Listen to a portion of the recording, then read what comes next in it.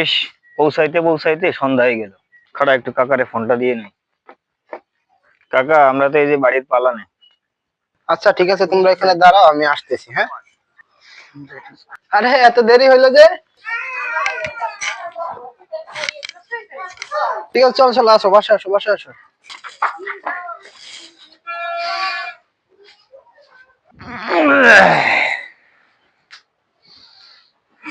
কাকা, এই মিষ্টি গুলো নিয়ে যান।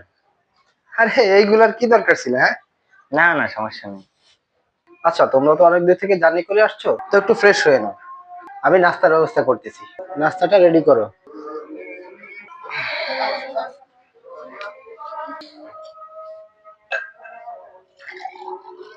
থাক থাক থাক থাক থাক থাক, আঙ্কেল, আমরা নিচ্ছি, আমরা নিচ্ছি।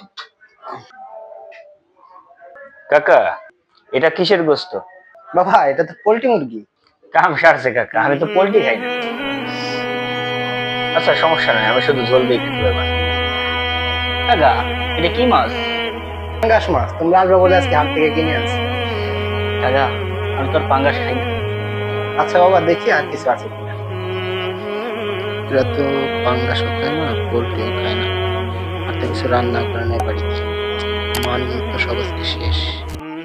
প্রতিটি মেজবান তার মেহমানের জন্য সামর্থ্যের সর্বোচ্চ দিয়ে আপ্যায়নের চেষ্টা করে।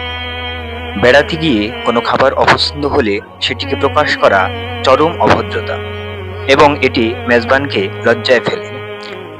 আর কোনো মানুষকে সামনাসামনি লজ্জায় ফেলা কখনো আদর্শ মানুষের কাজ হতে পারে না।